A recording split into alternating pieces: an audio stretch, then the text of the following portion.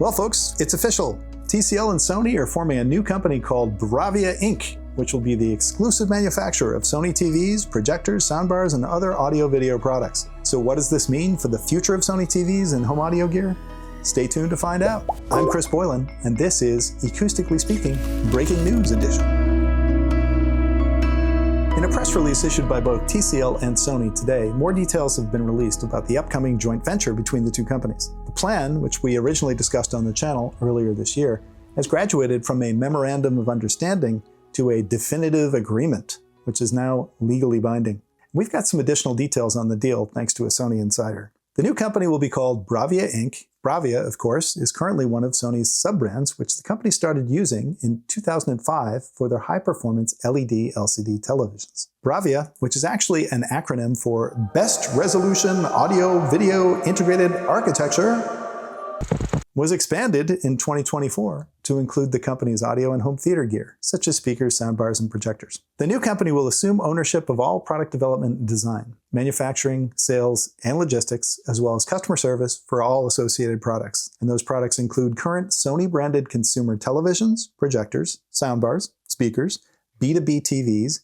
B2B LED displays, and AV receivers. Future products will retain both the Sony and BRAVIA brand names. The new company will be jointly owned by TCL with 51% stake and Sony with 49% stake, and it will be headquartered in Sony's Osaka office in Tokyo, Japan. Sony's current vice chairman in charge of special assignments, Kazuo Kii, will lead the new company as representative director, chairperson, and CEO of BRAVIA Inc. effective April 1st, 2027. In addition to Kii-san, 4 additional board members are also being named to the company, split evenly between current executives at both Sony Corporation and TCL. The companies are apparently hoping to leverage their complementary strengths: Sony's long-established reputation for high-quality picture and sound technologies, their premium brand value, and operational expertise, alongside TCL's advanced display technology, global scale, manufacturing footprint, end-to-end cost efficiency, and vertically integrated supply chain capabilities. In 2026, Sony's current manufacturing footprint is already globally distributed,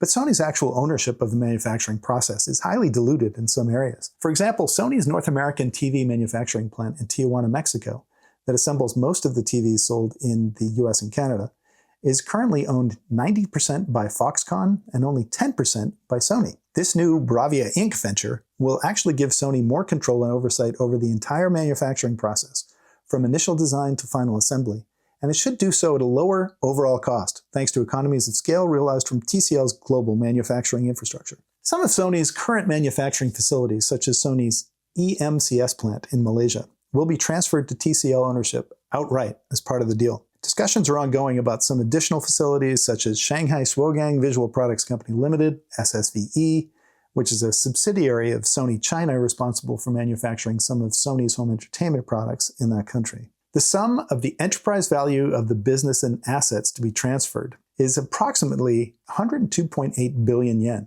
or $644 million USD, as of March 2026. TCL is said to be paying approximately 75.3 billion yen, which is $473 million US dollars, to complete the deal. BRAVIA Inc. is expected to officially begin its operations in April 2027, and it will operate under a framework that protects each company's intellectual property and competitiveness. In other words, TCL will likely continue to offer TV and audio products on its own, under its own brand, and Sony's other lines of business will remain entirely independent. In the wake of the news, some AV enthusiasts, you know who you are, have expressed concern that the new venture will lead to a cheapening of the Sony brand.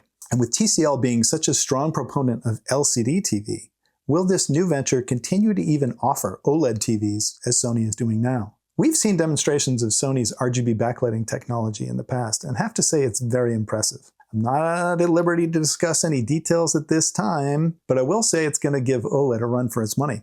But does this mean that Sony should give up on OLED entirely? My feeling is that as long as OLED provides the best raw ingredients, the panels themselves, for high-performance TVs, Sony will continue to offer OLED TVs as part of their mix. And if RGB backlighting, or some as yet unannounced display technology, gets to the point where it can equal or match the best that OLED has to offer, then it will be time to sunset that technology.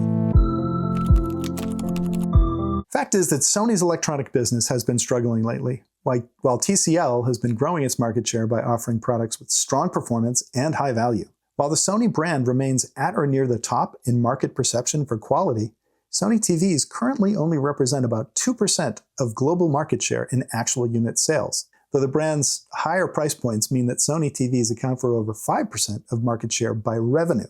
Meanwhile, TCL has been gaining market share year over year and is currently ranked number 2 globally in the TV unit shipments, with roughly 16% of the global TV market in 2026. You don't get to number 2 by offering inferior products, no matter how affordable they might be. By leveraging TCL's vertical integration and global manufacturing and distribution footprint, we expect to see a significant surge in Sony's global market share, perhaps accompanied by a lower average cost of entry to the Sony brand. Does this mean that Sony will lose its edge as a top performer in the TV market? If executed properly, it doesn't have to, but only time will tell. So what do you all think about this new venture? Does it mark the end of dominance for Sony brand in high-performance TVs? Or will it be the beginning of an even larger next chapter? Let us know down below in the comments.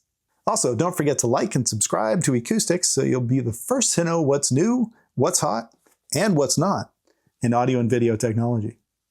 Thanks for joining. Whew. Good thing this isn't in smell-o-vision.